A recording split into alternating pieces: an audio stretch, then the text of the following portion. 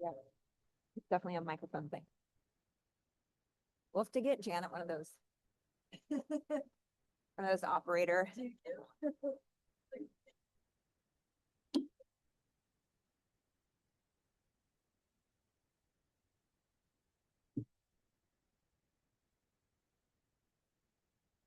Yeah.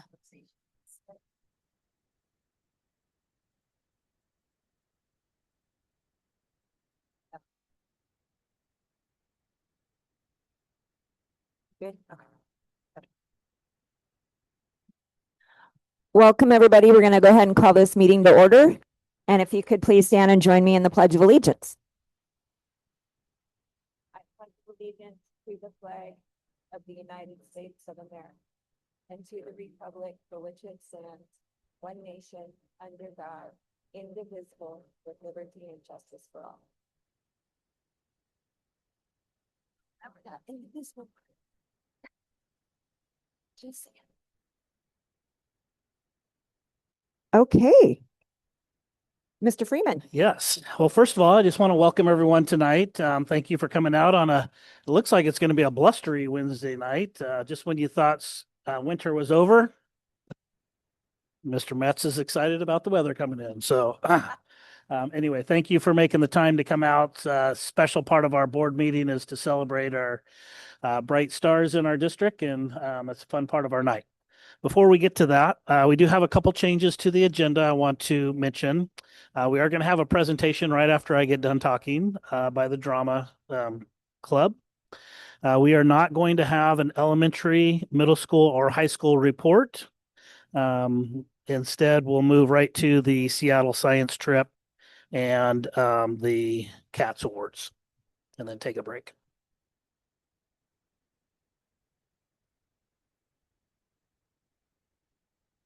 We do not. Okay. We do not. They're not. They're going to read the names of the cats. Okay. All right. Then with that, I do believe we're going to invite Kathleen Cole up.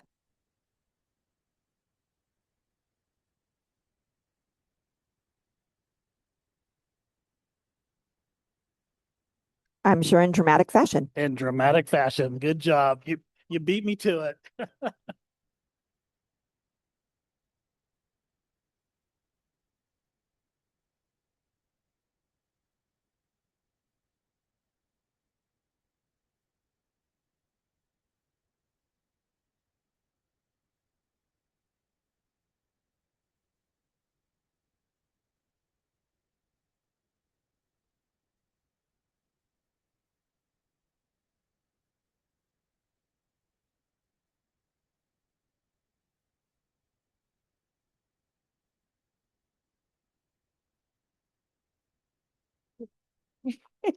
My voice is loud. My voice is loud. Okay.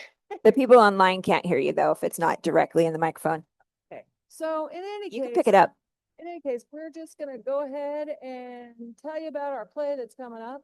It is May 6th, 7th, and 8th, down at the old middle school gym. And it will start at 7, and we would love it if you would come to see it. We have 8 kids in the show and a couple of wonder studies who are learning people's parts just in case. And that being the case, it's always better when people come to the show. So don't be nervous. And for those of you who are gonna basically be the recipients of this awesome presentation that I'm making, just know I made so many errors while I was doing it. Like, is it still April? Apparently not. Also, I can't even remember what else I did wrong, but it was not good. But I do feel like I have someone who's looking out for me on this game. What are you delivering? Telegrams. Honey, these aren't telegrams. Yeah. No, they're just cards, and it's not the 1930s like it is in the play. I'm sorry. You were just fine. You gonna hand these out? I guess so. I believe in you. Go for it. I'm Robert Freeman. That'd be me. Nice to meet you, sir. You too. Thank you very much. Of course. I have another one for Fiona. Ooh, do a personal. Yeah. Nice to meet you, sir. Bellhop.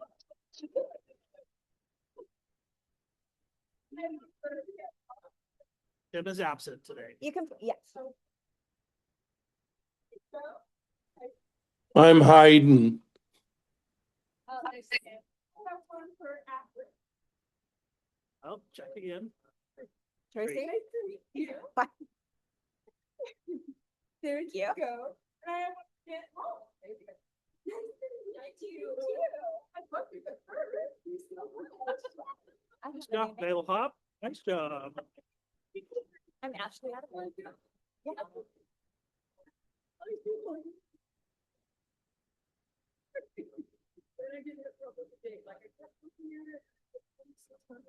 And I was like,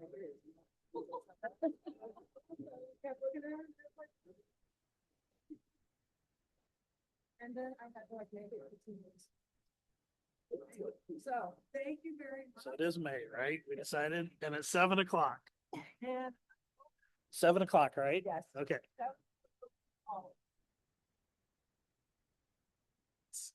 It's always a treat. Me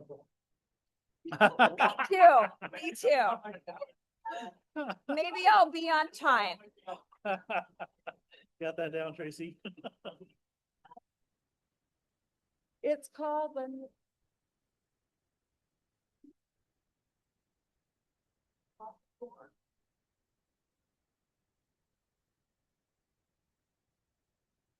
Yeah.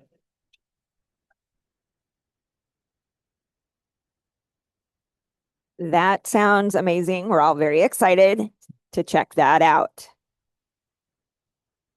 Okay, now Yeah, true. Seattle trip.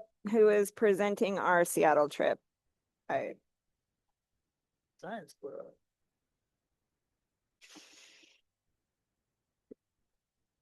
Hi, everyone.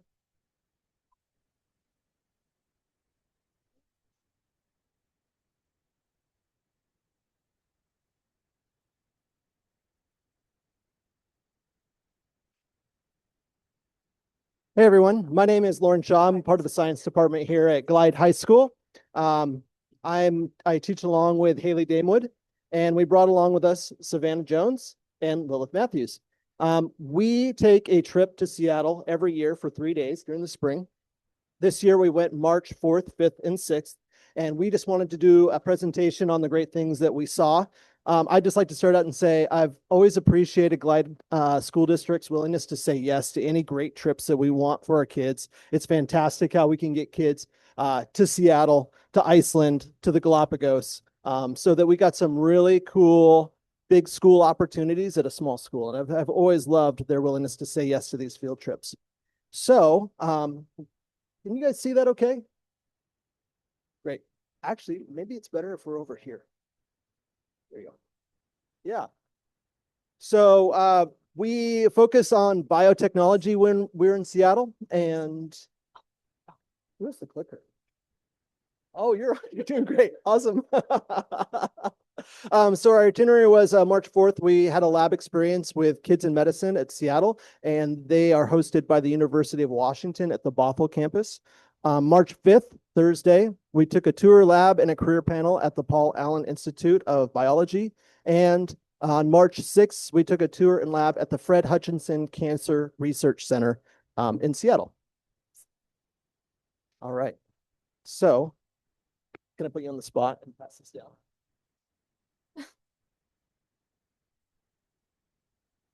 Okay, so I'm being told it's my turn to talk.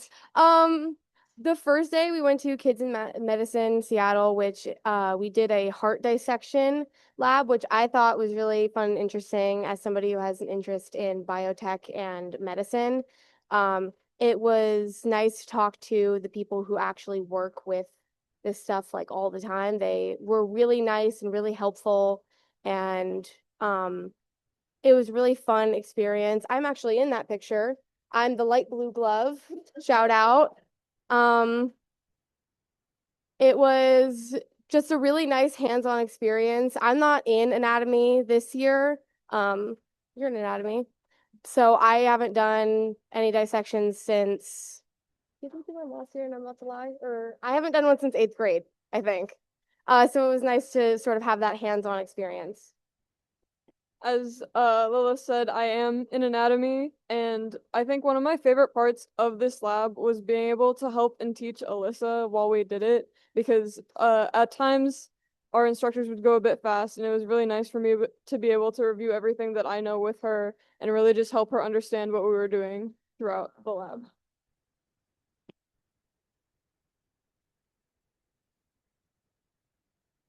On March 5th. Oh, by the way, what we don't have pictures of is an awesome spaghetti dinner at the old spaghetti factory that night.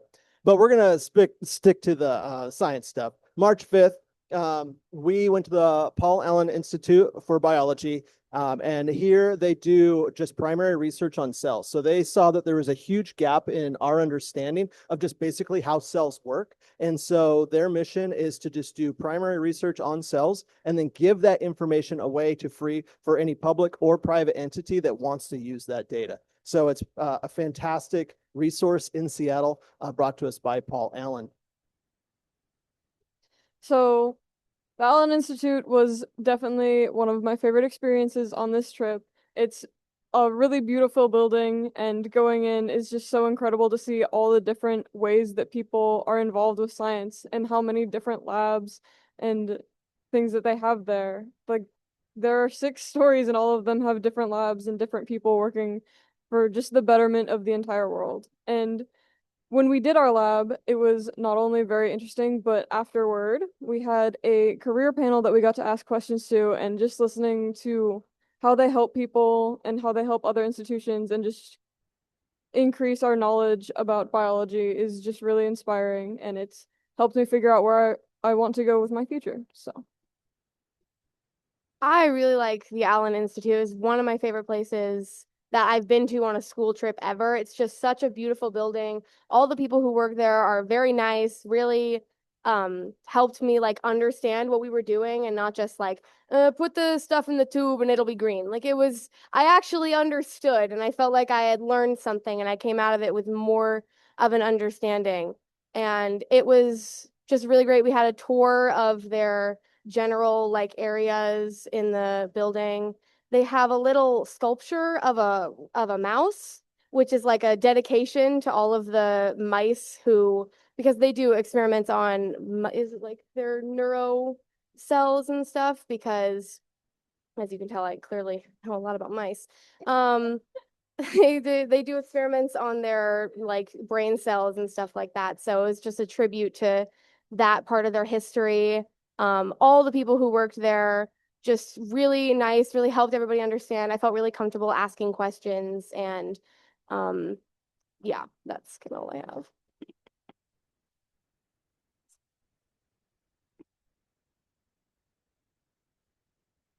Yeah. And one more thing about the lab that they were doing is they were researching genes linked to Alzheimer's.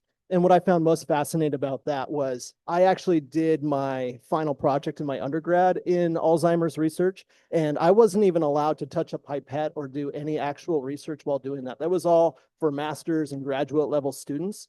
And to reflect that 20 years later, we're just handing these things to high school students and they can do it in cardboard boxes is just amazing how far that technology has come. And it's great that our kids get to experience it. we were working on pig hearts because they are very similar to human hearts yeah. And something else that didn't make it in the slideshow, the students get to go to Pike Street in the afternoon and get to tour around and see the culture of Seattle, walk through the gum wall and see the Space Needle and see the fish throne and all those great things. Then we top it off with a great crab dinner down on the waterfront. On March 6th, we go to the Fred Hutchinson Cancer Research Center. This is one of the premier cancer research centers in the nation, and they specialize in leukemia research. And so it's fantastic for our students to work with doctors in that field that take them up into the lab and show them their research, and then get to practice doing different gel electrophoresis and other DNA experiments on how to identify leukemia through genes. So the labs at Fred Hutch and the Allen Institute are a little similar, but it's very interesting that you can do something that is like so alike in nature and how you actually do it when it's testing for such drastically different things. Like testing for leukemia cells compared to working on CRISPR is super similar process. It's incredible how simple and easy it is with the technology that they have there. One of my favorite parts about the Fred Hutch Center is that they have a, what do they call it? They have a spot on their campus that is buried with like memorabilia from when they first opened and became an institute, a time capsule. Thank you.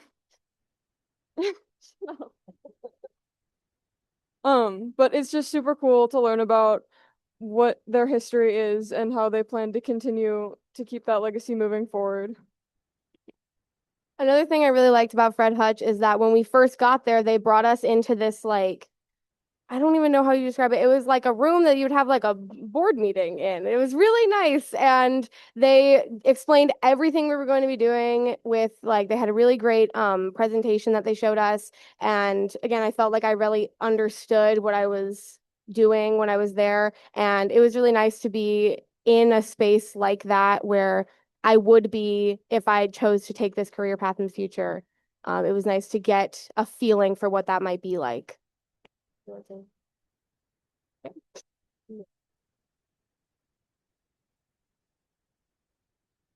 And here we just have some great shots of our seniors at the waterfront after dinner and touring Pike Street, just having a great time. The other fun part of this was just a fantastic group of juniors and seniors, not a bad attitude in the bunch, always up to do something fun. And it seemed like they always just had a great time no matter where we went, which makes it fun for Mrs. Damewood and I as well.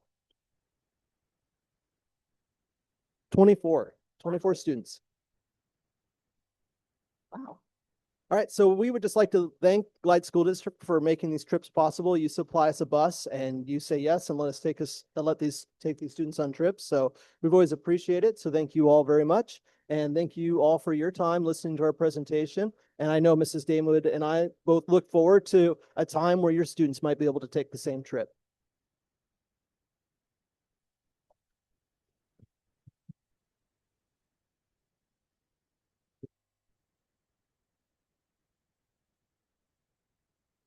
Thank you. That sounds like you guys had an amazing time, and how wonderful that many students got to go. Okay, I believe we're moving on to the CATS awards.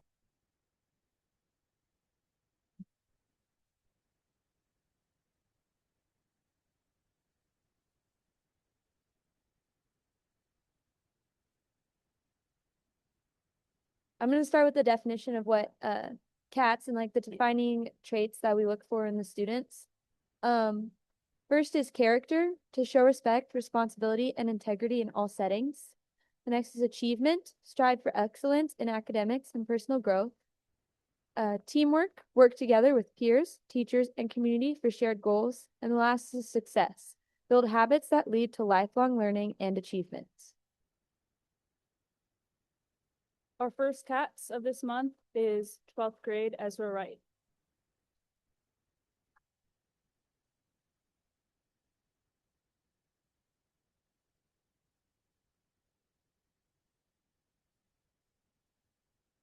Ezra is a young man with great potential. I've appreciated having him in class for the past 3 years. He has truly grown into a mature young man who will be a great addition to our community. I appreciate his willingness to participate in class, especially how he can express his opinion while being respectful of the opinions of others. He works hard on all class assignments, works well with others, and has the ability to think outside of the box. As a teacher, it's been fun seeing his growth throughout his high school career. I'm sure he will be successful in whatever field he chooses, and I will cheer extra hard for him at graduation this year.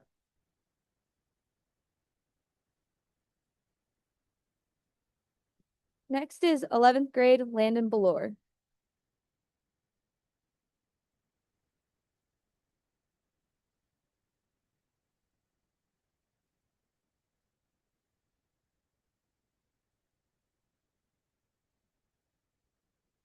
Landon is a dependable, hardworking young man that is self-motivated and completes high-quality work in the welding shop.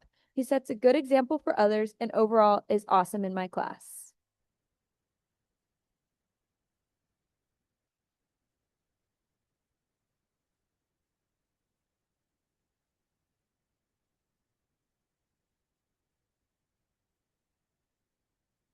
Next is 10th grader Braden Holloman.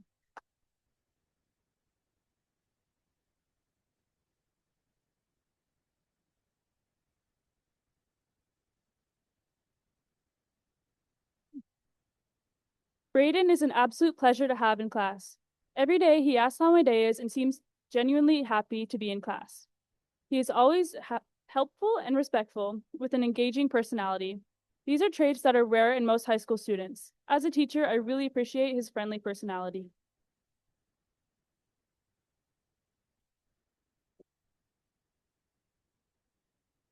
Ninth grade Adeline Johnson.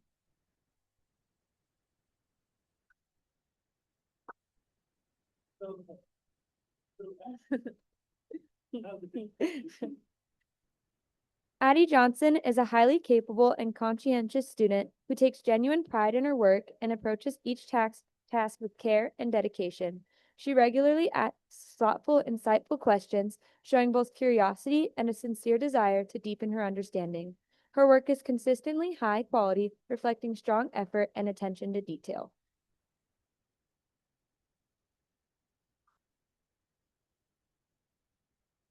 Eighth grader Miss Mercedes Reynaga.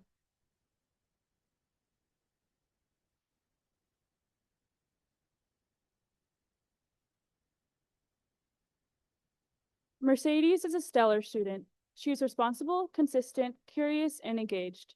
In addition, she is incredibly creative. Every assignment and project she works on is done beautifully and meticulously. She continues to raise the bar for herself and her peers, and is an asset to the classroom and community.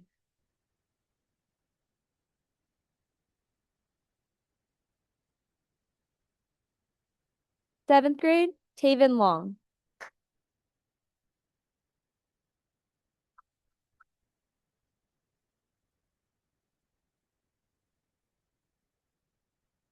Taven is a student who is hungry for knowledge about the world around him. He shows a genuine interest in learning new things, and I appreciate how he asks intelligent questions during class. He brings energy into my classroom and is a fun student to teach.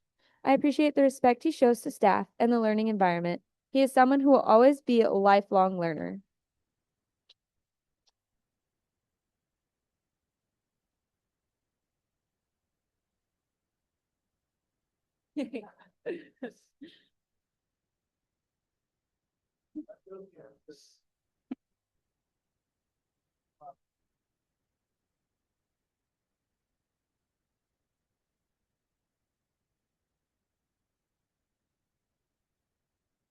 Sixth grader Danny Olson.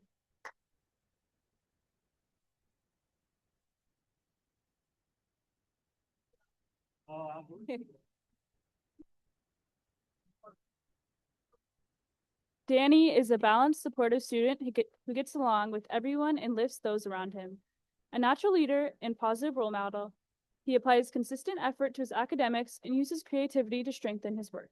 We are so thankful to have him as part of our classroom community.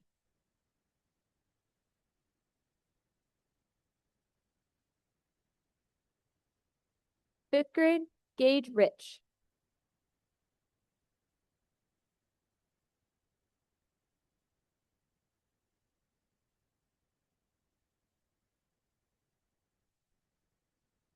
Mr. Rich has a terrific work ethic and is always engaged during lessons. He is friendly and always respectful towards students and staff. He is quick to help others and pick up the slack in class when called upon.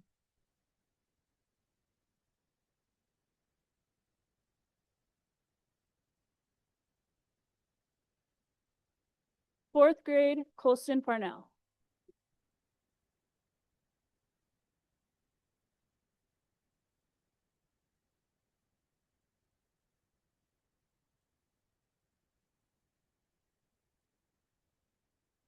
Colston Parnell is an amazing young man in every way. He excels in all school subjects and is especially bright in math. He continues to challenge himself with above average level math learning each week. He has recently met his 100 AR point goal for the whole year, with one more quarter to go. Colston is a star in the classroom, but he's also exceptional in any athletic competition you give him, most recently on the field as he begins spring baseball. Finally, he's a great friend to all and a classmate with true integrity, honest, kind, and positive each and every day.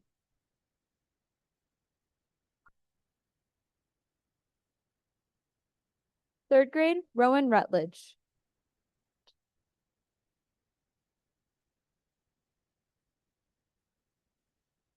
Rowan was a new Bobcat this year, but she has roared with the best of them.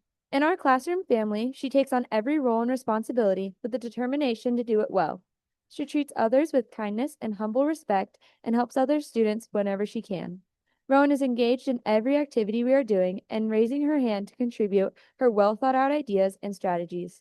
Since the beginning of the year, she has greatly improved in both reading and math and shown great enthusiasm for learning all areas of study. Her bright smile will brighten your day.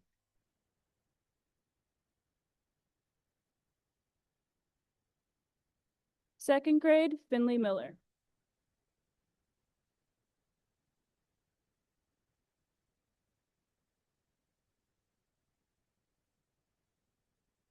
Finley has earned the Self-Manager Award in class for continuously showing all the traits of a Bobcat. On top of her perfect attendance, she always strives to do her best, challenge herself, and be a leader in and out of the classroom.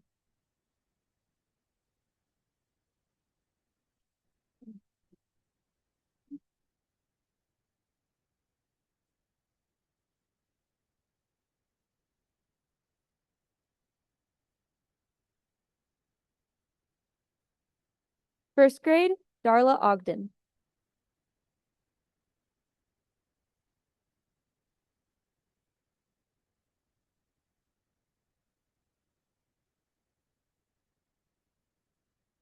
Darla brings so much light to our school. She comes in with a smile and a positive attitude every morning. She is an enthusiastic learner who leads the classroom by example. Darla is kind to all her classmates and it is a joy to have her at our school.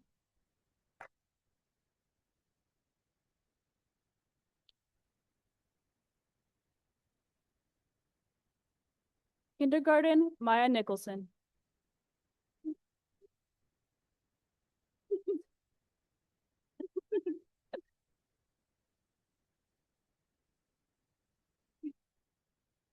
Maya is a hardworking and enthusiastic learner, and she makes our classroom a happier place every day. She focuses on her school jobs and takes learning very seriously, but is always willing to lend a helping hand to a friend in need. She loves reading and is very focused during our lessons and adds a lot to our classroom discussions. Thank you, Maya.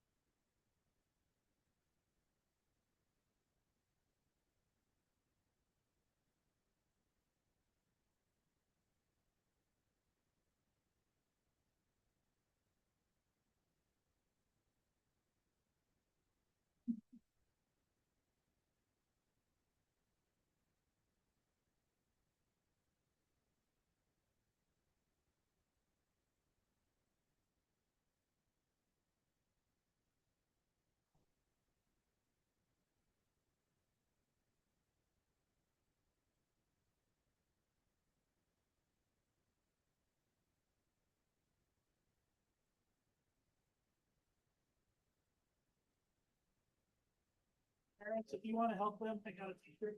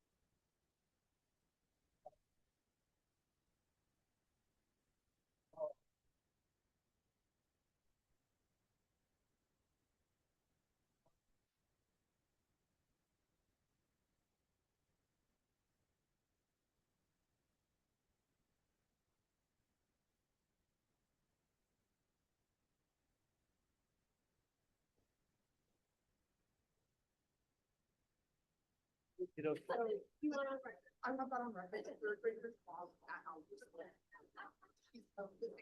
You're still in. Come on.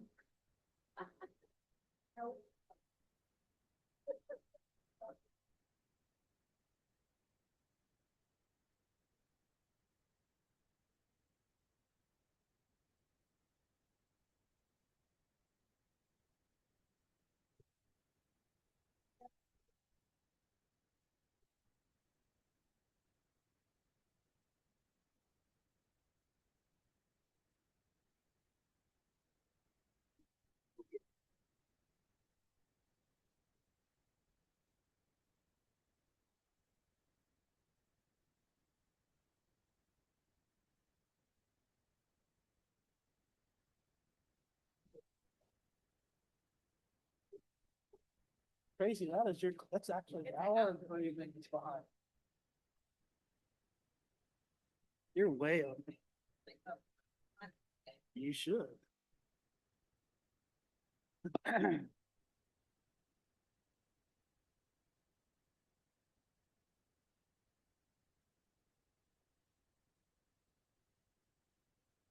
This could be like my alternate personality or self.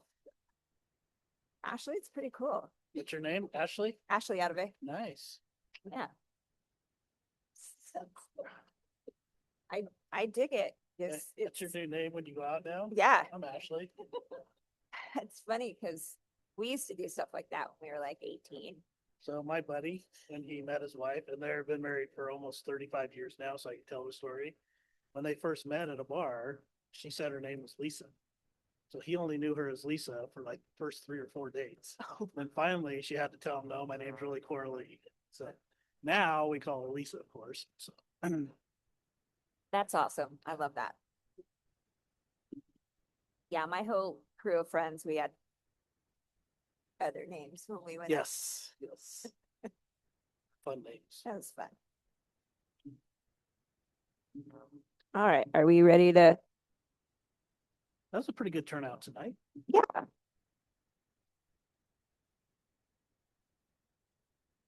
She's not even there to hear it.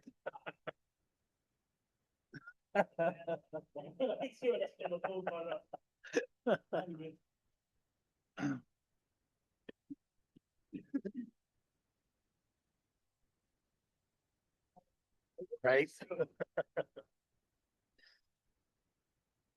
Okay. I believe we're moving on to the approval of the consent agenda, which really just contains the regular meeting minutes from last month, the executive session, which really isn't a lot of minutes, just kind of says what we were meeting for, a financial report, and a request to apply for a fundraiser. And so I would entertain a motion to approve the consent agenda as presented. I'll move to approve the consent agenda as presented. I'll second it. All right. Any nays? I will consider that passed. Motion passes.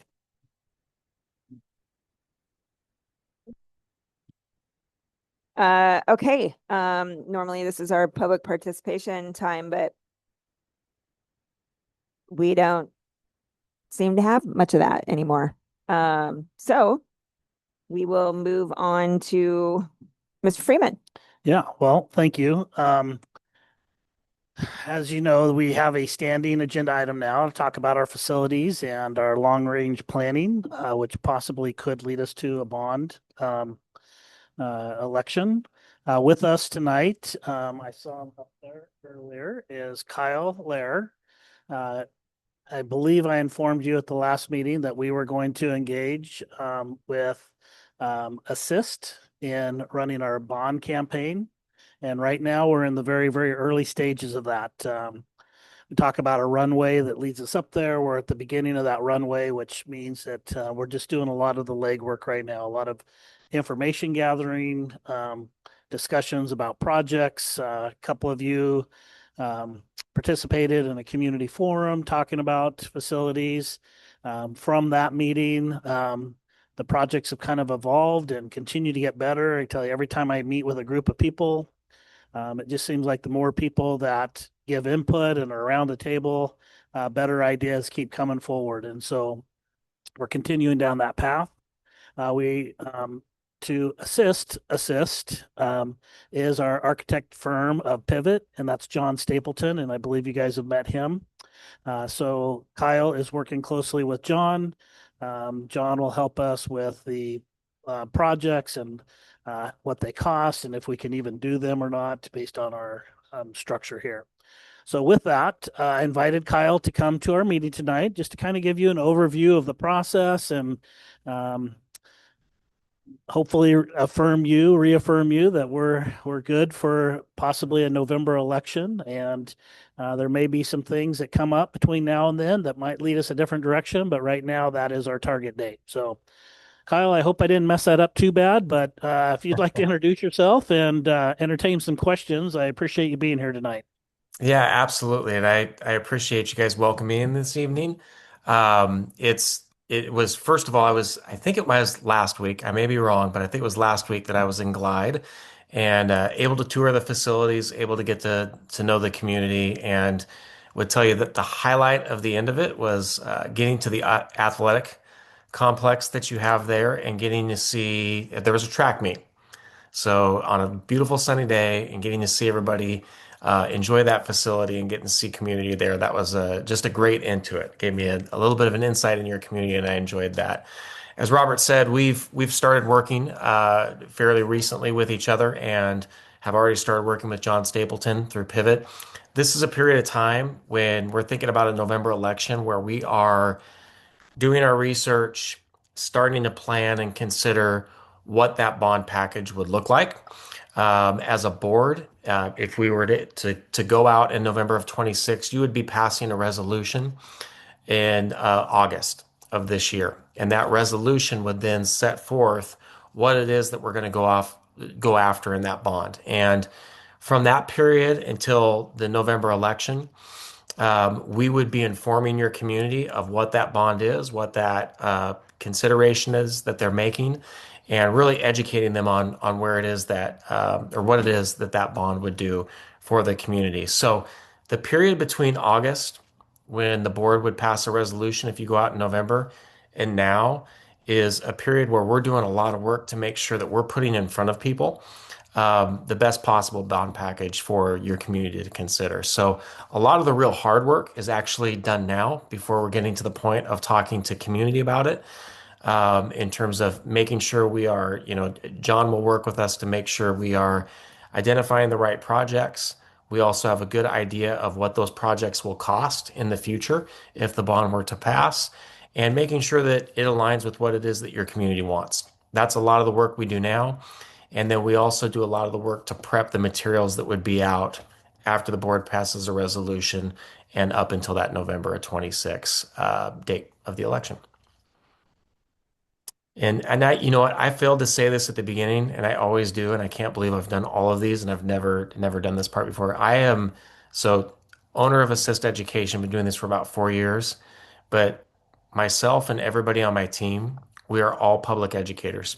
So I spent 23 years in public education, most recently the superintendent of the Oregon City School District. I've got a few comms people that tend to work on projects like this. They have been district directors of communications in school districts around Oregon, so we understand schools.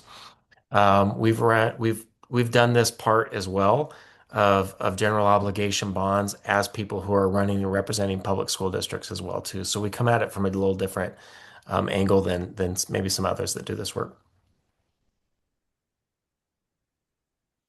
Are you okay fielding questions, Kyle? Absolutely. Would love to. Questions? So I'm told I have to talk in a microphone because otherwise you can't hear well. So Thank Kyle, you. can you talk a little bit about what your process is over, until August, the things that you'll be doing, what that timeline looks like, what the activities that are deliverables, any, KPIs, anything like that you can share? Yeah, for us, so in this situation and where you guys are at, it is a little bit different than what we're doing in some districts. So you know, every district is a little bit different during this period of time based on their bonding situation, what it is they're trying to accomplish, the size of their district, and the number of voters that they have. And so in this district right now, I know there is a fairly decent idea of what it is that you are going to go potentially go for in a bond. There's been some engagement with the community. We're going to need to continue to do engagement to make sure that whatever it is that we develop into that package is what it is that we believe voters will be most supportive of and what it is that the district needs. So part of what you're doing during this period of time is you're trying to bring together what we know about your community, what they value, what they support, what it is that the facility needs are, and the desires of the district, what we think is best for kids. And we're bringing those things together to figure out what that bond package will be. Because when we put something in front of the board, once you sign off on that portion of it, we start filing with the county for the election, like that is what we are able to do. So we can't change the bond in the middle of that. When you get to the bond projects, you can only do what you have written in there to do. There are legal guardrails, so to speak, in place to where you can't, for instance, say we were going to build a cafeteria, but now we're building a gymnasium, right? So, and we'll do work with the district as well too. We'll be involved once we get to that point. Before language comes in front of you, we will work with the bond legal counsel for the school district, and they will work with myself, with John from Pivot Architecture to make sure that what it is that we are planning on doing, the language that goes in front of you, and then the language that goes to the county as we go into that election, that language will allow you to do the things that is that you want to do. So, you'd also talked about some different flyers and informational things that you have planned to go out. He has a template that he's working from that he adjusts for individual districts.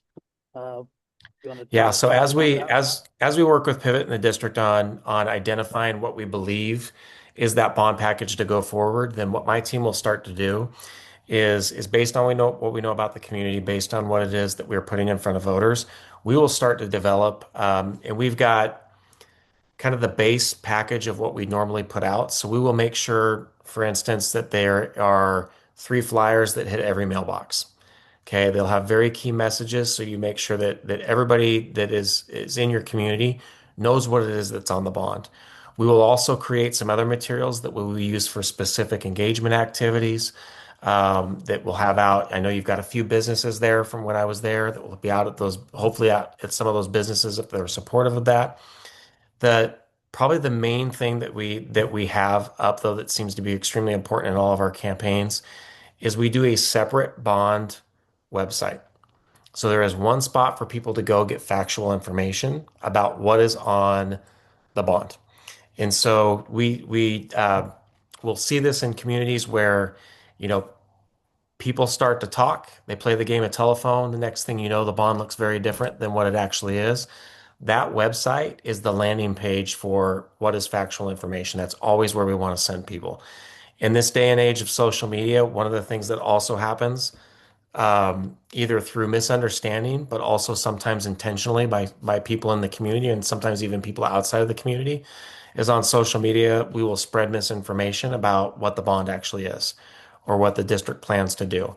And we use that website link as a way to not get into arguments with people on social media and Facebook and what have you, but to make sure that people who are watching this happen and people say things, they know where to go to get the facts, to make sure that they understand actually what it is that the district's doing and what their intentions are.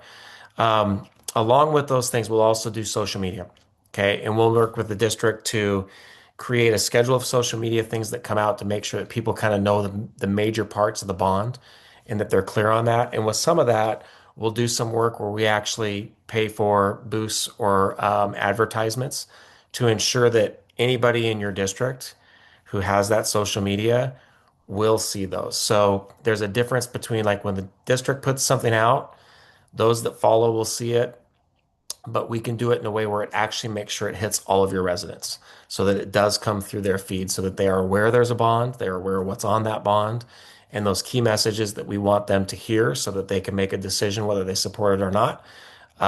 They're making a decision on factual information and what the district's working to do. We also, in the past, will do some video work to get video messages out, whether it's through social media or it's through, a district YouTube site or on their website. We'll work with you to do those things as well too. That sounds amazing. I'm excited. Yeah. When, I mean, and maybe just kind of, you don't have the answer quite yet, but maybe just approximate, when would you foresee us having another community meeting? I think we're in early discussions with the districts. We've had a couple of meetings. One of the things is we're at a period of time right now where you're approaching summer break. I will tell you, summer community meetings usually are not well attended. So we may look at, do we need to do some things in the spring to get some further feedback? But we will highly engage during the actual bond campaign period, as we refer to it. From September through November, we're going to do a lot of engagement. Okay. And we're going to need to be able to do that. There are people that are going to want to come out, talk about it, learn.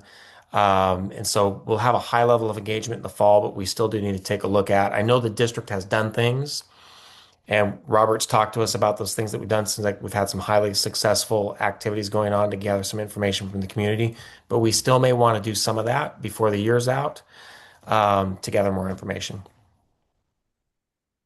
If we go from so you're saying after we put the measure out there more, I'm kind of like, I think we need more community involvement before we decide exactly what we want. Mm-hmm.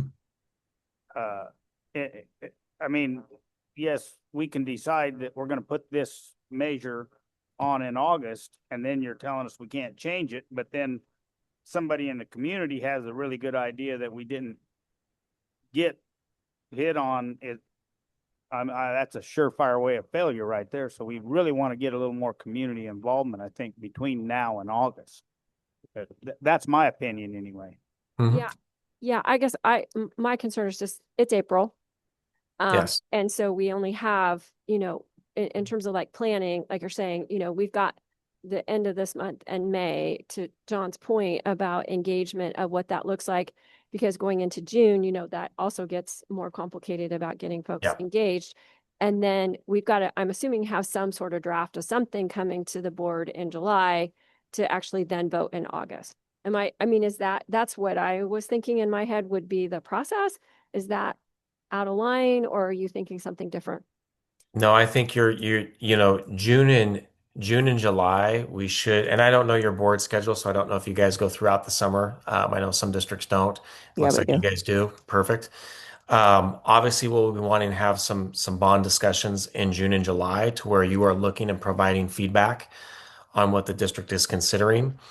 Because that August date, that is asking the board to pass a resolution, which does then to a certain extent lock you in. And then when you put forth that information to the county, that does lock you in. So yes, the next time you hear about this will not be August. It will be before that.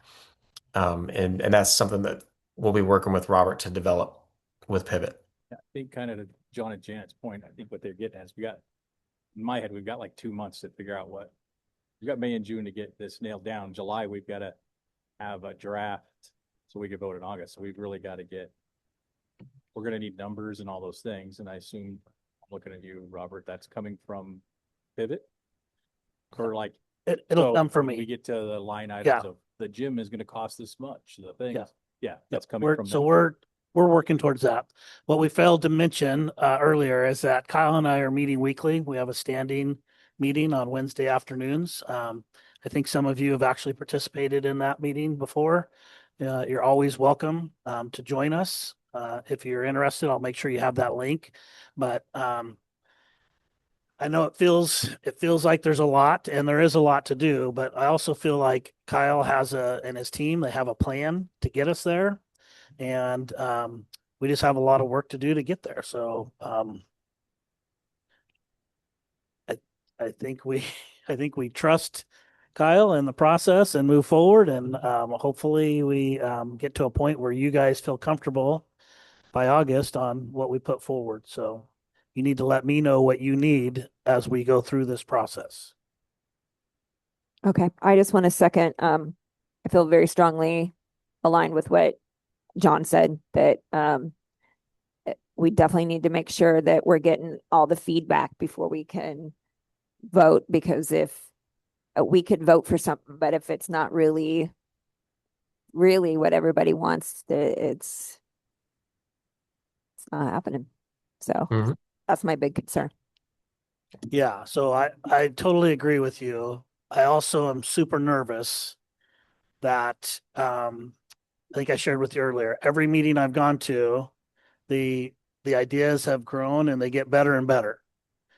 I'm worried about us as a group and as a greater community being able to settle on an actual package, because everybody has their own view and their own things that they're wanting to accomplish.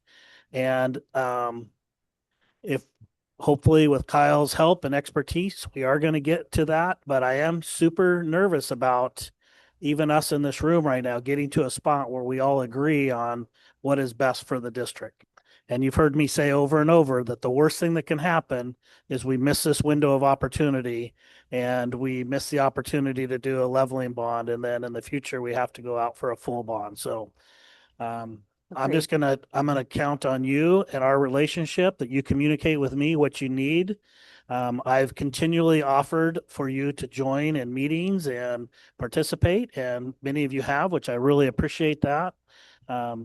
But that's what it's going to take for all of us to get to a point where in August we can all say yay. And I agree with what you're saying. If we have one or two board members that aren't on board in August, that bond is not going to pass. We learned that early on when we started this process. So I'll just be transparent. For me, I do need more notice than like the day of or the day before, just because of, my schedule. And so if there are standing meetings or if we need to put together some, additional work sessions, I guess I would offer that also. I mean, Robert, I also am feeling like there's a lot of pressure on you for this process. And I know that there's a trust thing, but I think as the board, I'll just, and speaking for myself, I think we want to make sure that we're included in the process. We understand where things are going, and that then we can help, to Tracy's point and John's, we can help then sell that to the community, So again, I think we have to be in alignment and, whatever that takes. And again, I'll just say this is a very tight timeline and there's a lot of missing, a lot of steps that are going to have to be aligned. And to your point, I don't think we have strong alignment on what all the things are, because I don't even know what they all are going to cost. So it's also hard to say, oh, okay, well, this could be a priority when we don't know the full budget, what that looks like, where we would put our priorities. So what I would love to see, if possible, is like at least a tentative scope of here's the things that we potentially would be in budget, what that budget would be, even if that they're not full, baked, but at least enough. Because I know that last meeting that we went to with the community, I was like, oh, we didn't even hear about these things. Where did that come from? So if we can at least get kind of that menu and alignment on that, that would be really helpful. I believe that's what we talked about today. So Well, Yeah, it was. we will get that to you. I mean, there's some things we're all gonna agree on. We, obviously, the first thing we gotta have is enough classrooms for our kids. I mean, we aren't gonna be teaching, with a bond, we aren't gonna leave the sixth graders out in the hall or whatever I hear. We don't have enough classrooms. So, those are things that we gotta start with, obviously, is to make sure that that happens. And then, I think the rest of the stuff we can work with, but, I think that, that's the main thing. We got the classrooms. And then after that, I think that most of us are probably gonna, but we do, wanna kind of, I wanna give it to the people in the community before I vote on it. I mean, I don't wanna, there's always negative Nelly that's gonna, don't matter what, but I wanna hear their point of view too, because they're the ones that are gonna try and stop the bond in the end, so you gotta have an answer to it. So I wanna know before we vote on it, and then I wanna, cause I wanna hear what their point of view is before we try to get it passed. And then it's like, oh, well, they got a good point. I wish I would have thought of that. Yeah. So I'd like to get it before we actually vote on it because we could stop that or have an answer to it. Mhm. Yeah, I really appreciate, the idea of having a separate website. I think that's very helpful. And I also, think that as John's saying, is that the communication is going to be critical, and there's lots of opportunities to your point, Kyle, you came to a sports event. Lots of our community members show up to those sports events. So thinking about how we strategize about that, what the communication pathways are to gain feedback. I think there's a lot of things that we could leverage. And again, I will say, and not a lot of time to do it. So that's my worry right now. And I don't want something that the community is like, why in the heck did you prioritize that? Yeah. And so being real clear about that. As long as they got an answer. Yeah. Yeah. Yeah.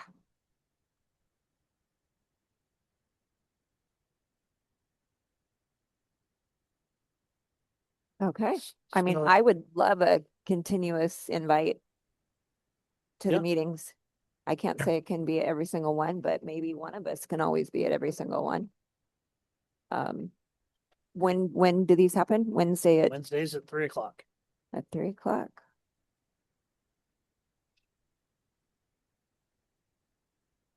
Is that going to continue through the summer? I would suspect as much as we can. Yeah. Okay. Yeah. Well, I will try to be there I don't for, think Kyle has a summer anymore. He's oh, not in education anymore. And I guess, Kyle, from your perspective, in terms of just process, being both sides of, now, being both the, superintendent, now administrator, I guess I also have curiosity around, what the best pathway that you've seen for board involvement and, where we can lean in and where we need to. Yeah. Yeah. So one of the things that is unique about the board's role in a bond is the moment if this board were to pass a resolution in August for a November election or pass a resolution in a February for a May election, at that point, the district cannot advocate for the bond. So employees, while in their role, teachers, for instance, during their school day, while playing the role of teacher, cannot advocate for it. Outside of it, yes, they can. When they're playing their role as a community member, not an employee. Robert, we tell him, you're pretty much superintendent 24 hours a day when it comes to you, so you can't advocate. But board members are elected officials. They're not public employees. And so part of what, listening to this conversation here, one of the things that I'm going to take away and we'll work with Robert on is what's going to be our process this spring to get these potential items in front of you to get your support. Because what we'd love to see, obviously, is we'd love to see the full board pass a resolution. And then we'd love to see board members get out and advocate because you as a public official can advocate for the bond. So even after it is on the ballot, you can go out there and you can speak for it and you can advocate for it and ask people to vote for it. Whereas the district will not be able to do that in their role as the district. They can't advocate. So that is where your role comes into play. And we'll talk specifically. We don't have every district I work with has a different strategy because every community is different in terms of how we interact and how we engage the community once that bond is going on the ballot. And so we'll design something specifically for Glide and for the communities around Glide. And we will definitely be asking you to play a part in that, and we'll prepare you for that as well too. okay. Awesome. Thank you. Any other questions for now?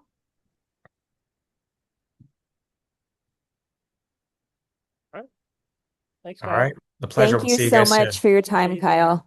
Absolutely. Thank you. You guys take care.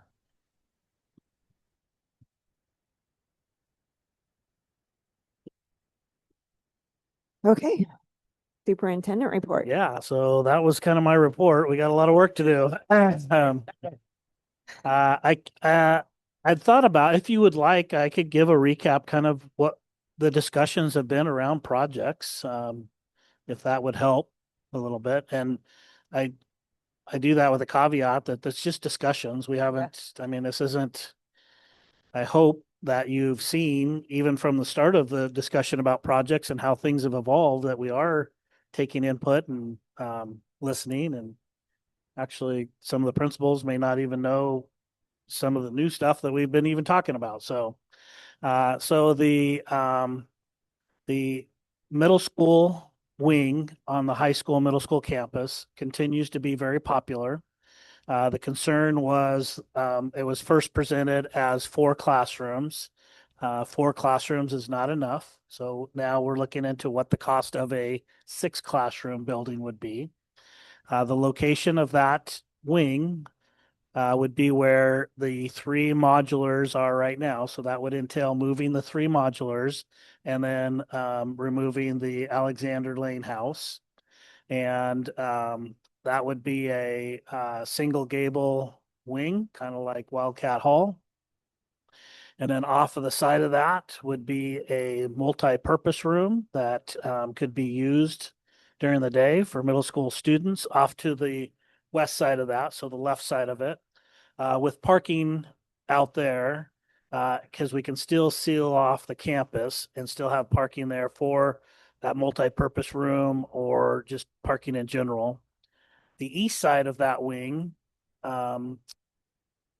is where we would make the middle school courtyard. And so that would be kind of the center of the middle school, if you will. That'll be the focus area where kids hang out, socialize, play, do all the things middle schoolers do. And that really does meet the community and all of your desire of getting the middle school back. Now, it's not the old middle school in the old location, but it really does separate them on campus and gives them their own identity and their own place that they can call the middle school, their own place to play. Still have the benefits of interacting with multiple level teachers and programs and the cafeteria. So that continues to be very popular with everybody. From there, we toured down to the athletic complex, like Kyle had talked about. And Kyle and John both brought up the point that we have the high school, middle school facility and the elementary facility where we have lots of supervision throughout the day. And we have people overseeing our assets, but we don't have that at the athletic field. And they're spot on. We have vandalism and things that happen down there that we don't have any supervision down there. So the discussion has been around building a 100 by 100 steel building. That's an indoor facility for our athletes to utilize during inclement weather, or a football team to use during smoke, football, soccer teams to use during smoke time and in the fall. Hopefully we don't have that this fall, but we would have that facility to do that. And then off of that structure, I said it was 100 feet long, building a 30 feet or 50-foot building off of that we haven't come up with a name yet. I should ask a class to have a little contest to come up with a name, but call it our athletic facilities management building.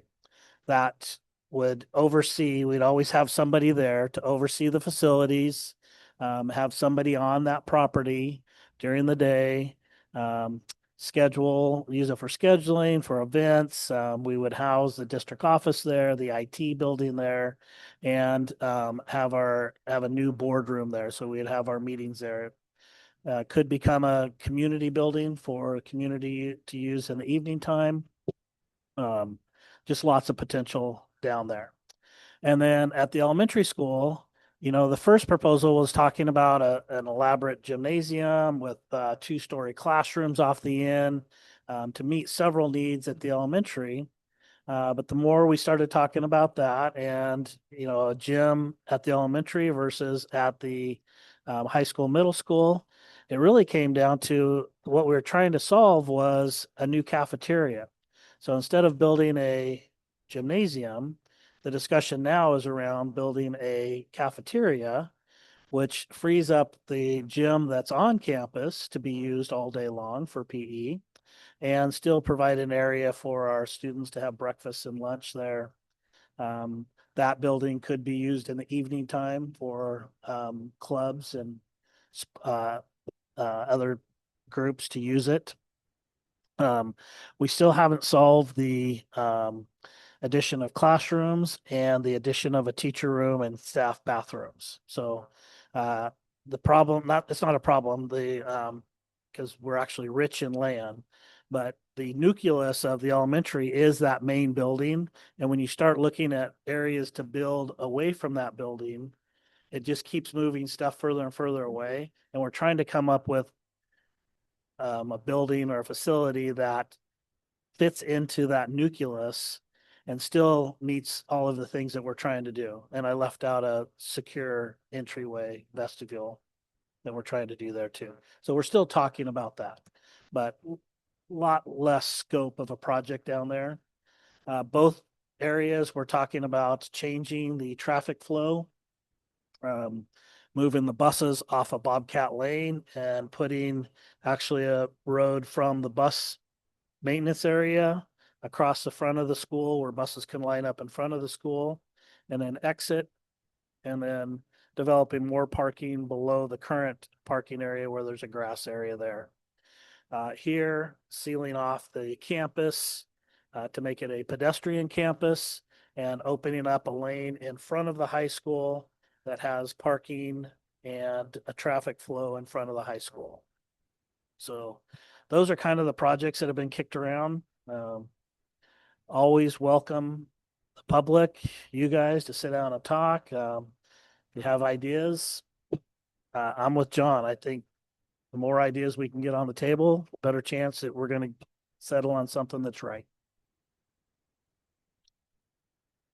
Like Tammy and Carrie, did I miss anything that we'd talked about? Gotcha. And those were the ideas that they had brought up, and I was like, those, if we can get those things done, I was pretty, I would be pretty tickled with that. Yeah. I don't Well, and of know. course, the marketing is that we can do all those things I just talked about, we could do with no additional cost to taxpayers. And they're saying they think we can. What I just talked about, Yeah. we can. The gym with the 2-story classrooms and stuff, We can. we were over budget. Right. We would have to I knew that prioritize. was when the first price came. We That's going yes. to be the only. The 15 million. Yeah. Yeah. We would have to prioritize. And I will say that the federal government is our main enemy on this for the simple reason that every one of us can stand outside and look at 10 times the amount of money, 250 million thrown away on top of that mountain from that timber there. And when the federal government throws money away like that, and then you ask the people that are looking at that thrown away money to give you money, it's a hard deal. And I don't know, things like that have got to stop where they, I hear you 100%. yeah. And that's a problem where we're at, that people are like, well, why do I want to pay taxes when they threw away all that timber? Which we didn't have any control over that. Exactly. We did not, but everybody gets to look at it every Yeah, day. no, you're spot on, John. Yep. You live right in it, right in the middle of it. Yeah, I think we are That's in my a, report. we don't want to miss this amazing opportunity to just continue. Yeah. Without increased costs. The fact that we could get the matching awesome grant and get all these things that you talked about sounds amazing. Yeah, and I guess I wanted to bring up one more thing, and I'm not sensing a little of anxiety that we have that short runway. You guys decided to go in November versus May. Remember, we talked about the options there, so we still have that in our hip pocket. Kyle's actually talked a lot about there might be some triggers as we get closer to that August meeting where he's going to talk to you about maybe we pause and we wait till May. So I just want you to know he's thinking that way also. Okay. So once you vote in August, then we're locked into November. Yeah. But we have up to that point to decide if we want to pause and wait till May. I will say that many districts he's representing are doing that. So I don't know if that works in our favor or not, but I think we can do the work. I think we can put together a really attractive package that enhances the student experience in the Glide School District. And we can do it with no extra cost to taxpayers. I think our window is right now. Yeah. We just need, like you've all talked about, we just need to nail what those projects are. Yep. I think, yeah, I just think that, as soon as we can get something in front of folks to see, Yes. even a visual from our architect and stuff to say, hey, this is what 6 classrooms in this room at the middle school are gonna look like. This is what the facility at the track is gonna look like. Yeah. And here's the benefit of having people there. That's a big, Yeah. that's a great, Yeah, I that's a love that. Huge, that'd be a big deal to have people there, staff. Totally agree. I think as soon as people could see something with a dollar figure attached to it and see what the bond is and say, look, this is within our reach and we would get these things at all the facilities. I think that's really the selling point. It's just You got it. getting that out in front of people with artist renderings, whatever you want to call them. Yeah. Yep. DG, that's. So that'll be Visual is that'll be my huge. focus right now for you Cool. guys. Yeah, get some images with price tags. This is what we're looking at. Please add your input if you have something different. But some Got it. visual so the folks can see Yeah. this is real and we're trying to go this way. And if I can add to Dan's point, it also then helps, and I'll just share for, again, my experience with Rogue River going through their bond process with several things that they were trying to put in motion, is it the visuals were critical, and Yeah. having those visuals available, like website available so people can see them, connect that, makes a huge difference. So.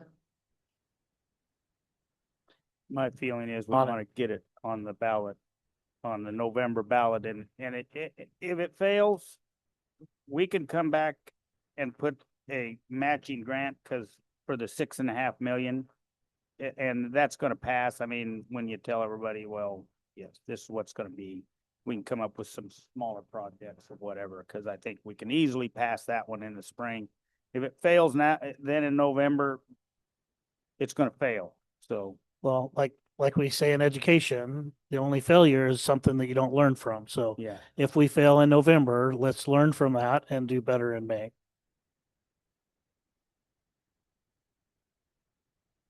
Yeah. Thank you all for a great discussion.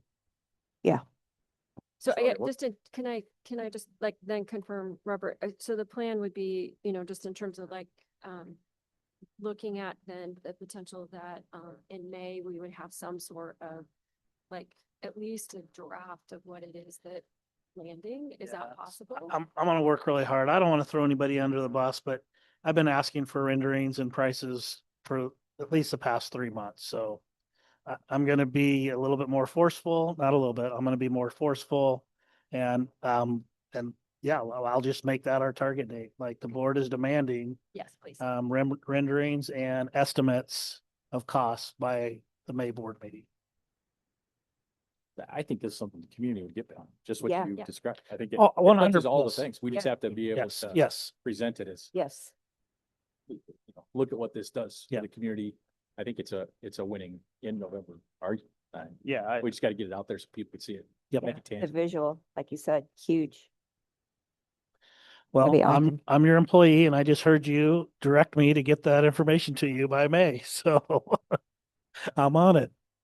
Awesome. If next week is out, yeah, I guess we can wait till May. Next week's out. Next week's out. You said, Is that from the peanut gallery? Where did that come from? That was. Medford. Okay, financial report, Carolyn. So what's on my mind is that we do have our first budget meeting on April 27th, Monday, April 27th at 6 p.m. My goal is, since we're keeping the 2 budget meetings a week apart instead of putting the second one 2 weeks out to give more time, I've been working this week to get the budget done and printed. And by Monday, it should be on the website, the proposed budget, as well as booklets ready to pick up so that anybody who wants to start looking at it ahead of time has some time to look it over, and that gives them that extra amount of time that they felt that they needed. So April 27th, and then the follow-up meeting will be May 4th at 6 p.m. I'm sorry, can you say that again? When would the budget books be available? On Monday, this coming Monday, which I believe is the 20th. Okay. Is when it should be posted on the website. Okay. And then if somebody actually wants a book, they'll be ready to pick up at the district office. And you guys have your financial report in your packet, so. Okay. Just for me, it was helpful because I like writing notes on it and Yeah. not great on. I'm I not good totally about get that. editing in like that kind of document. Yeah. So yeah. All right. So yeah, you're more than welcome to stop by and pick it up. That's it. Thank you. And that's Monday, the 27th at 6 p.m. I might Zoom. I don't know.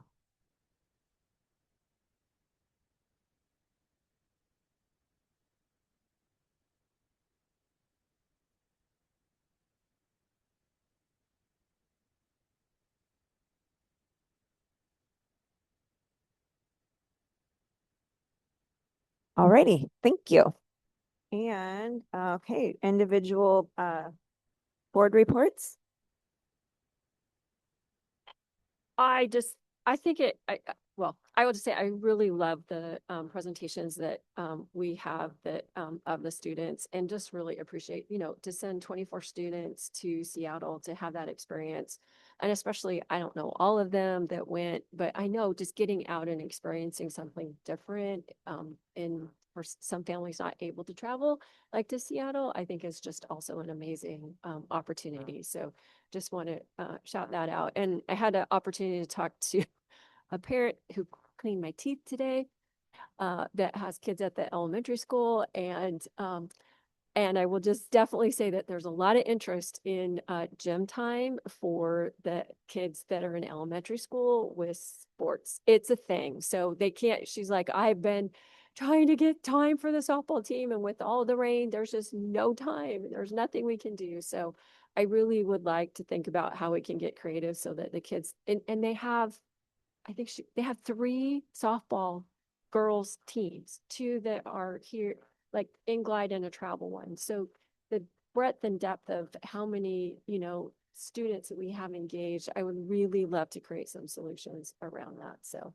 it's an opportunity, and I just keep wanting to figure out if we can figure something out that would work. I feel very confident that we can. I'm super hopeful about all this. I think it's going to be amazing things for our district. So yeah. Tim, did you have stuff you want to share? Or Sure. comments? Thank you. Can you hear me? Okay. Yep. All right.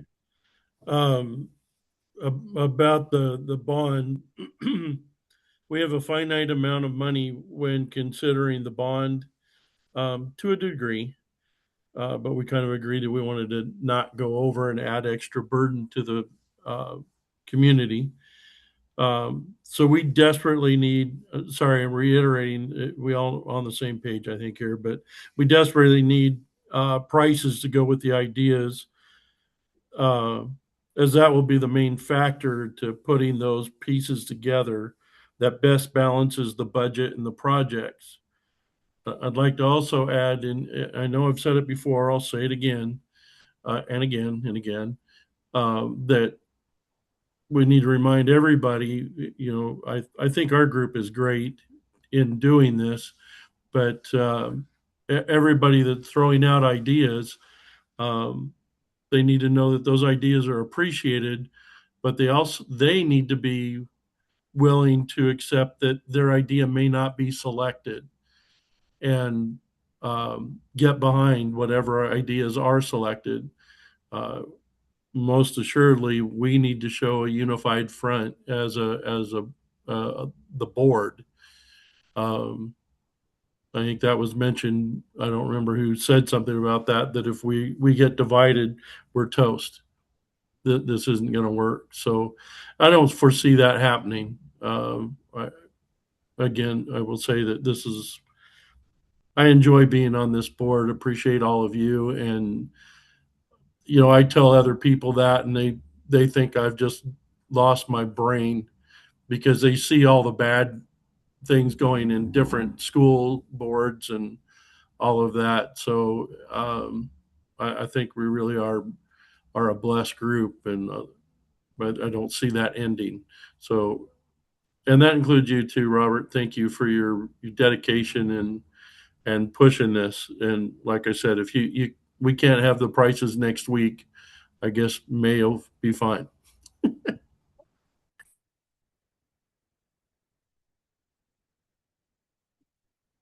Dan or John, whoever wants to. I got something just kind of selfish. It's not, we don't have a huge audience here, but I was able to lobby for another high school, the highway opportunity. I just want the community to know, I would really like to get a young individual from Glide, either graduating this year or recently. Harry, you know about it? Chris knows about it. If you don't know about it, please talk to Chris or call me, but closes August. I'm gonna go back to this note. We got a 2,600. Tim, if you didn't catch something, we've got something like 570 years from now. We've got an appointment already. It closes April 23rd. Current graduating class or recent graduates. It doesn't limit it like 2 or 3 years, just says recent graduates. So if you know somebody, it's a year, we'll call it a mentorship program in highway maintenance and operations. They're going to come away with a CDL. They're going to come away with all sorts of stuff. So it's an incredible opportunity for the community. That is love for a local individual to fill that spot. So if you know of anybody interested, they can get a hold of me. what a very cool opportunity. It's for a 1 year, and hopefully you guys all know the struggle, but hopefully there's another year added to the end of it. The idea would be to get an individual that has starting at 0, 2 years of experience, so then they can then apply and be successful for ODOT jobs in the future. So, so keep it in mind if you know an individual. So what do they need to do? How do they apply for that? Well, they just want to go online and apply for it. Everything with the state's online. They could talk to Chris. Sorry, his title, Counselor Chris Clare has all the information. Or you can get a hold of me, call me. So, Okay, awesome. Be good. Thank you. Very cool. Oh, and just shout out to the Seattle folks, and again, Mr. Shaw taking kids above and beyond doing stuff. And Mrs. Damon, I know you thank us, but like you're the one putting in the time going to these places. So thank you to you and Miss Damon for getting that done. John? Yeah, I probably already said enough, but I did want to, the gal in bellhop, she was quick. I liked it. Yes, she was quick.